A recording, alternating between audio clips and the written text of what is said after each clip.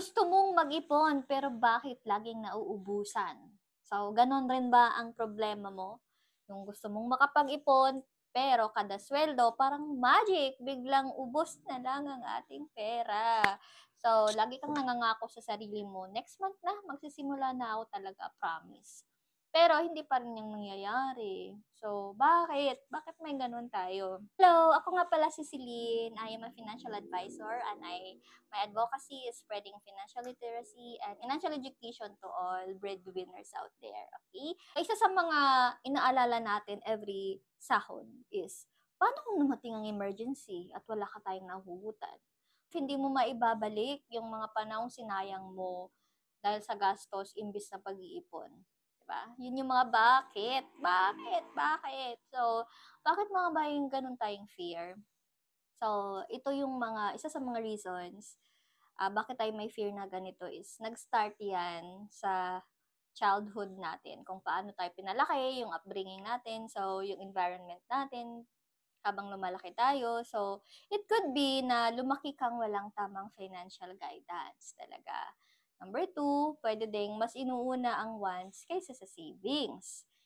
Isa din is pakiramdam mo, maliit lang yung kita mo, kaya parang hindi ka makapag-ipon, ganun yung mindset mo. Hindi sapat ang pera ko, so hindi talaga ako makapag-ipon, so may ganung mindset tayo. Pero ito naman talaga yung main problem natin, bakit tayo walang ipon, no?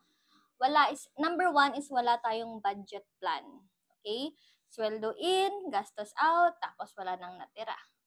Number two, impulsive spending. So, hindi mo namamalayan, ubos na pala yung pera mo kasi nga, bili dito, bili doon, kahit hindi naman kailangan, di ba? Meron din tayong mindset na sayang ang pera kung di ginagastos. Uy, natamaan.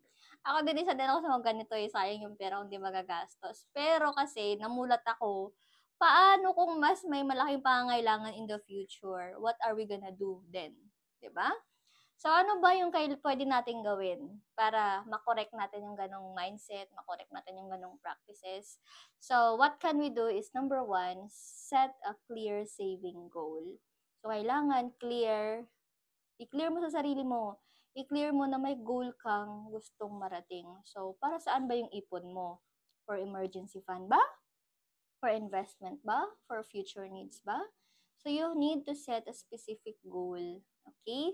And then, number two, pay yourself first. So, bago tayo gumastos, itabi agad yung savings natin. So, dapat income minus savings and equals expenses. So, kung ano natira dun sa expenses fund mo, yun na yung paghati-hatiin mo whatever expenses you have. Okay? Para meron tayong savings agad pagdating ng income natin. So, we need to do that talaga.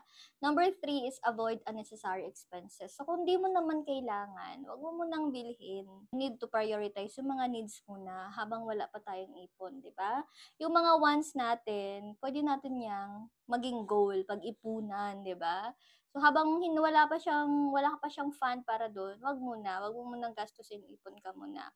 Okay? So, yung solution is, hindi mo naman kailangan maging mayaman para makapag-ipon. Ang kailangan mo lang talaga, disiplina.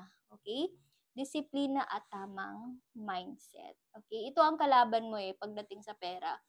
Sarili mo talaga, yung sarili mong pag-iisip, yung mindset, yon. Okay? Sarili mo talaga ang kalaban mo. So, every peso saved today is a step closer to financial freedom. So, talagang you have to be committed, you have to discipline yourself, and you have to change your mindset. Okay?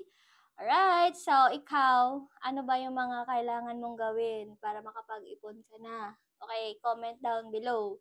Okay? Share mo to sa alam mong kailangan to. Okay, bye! God bless!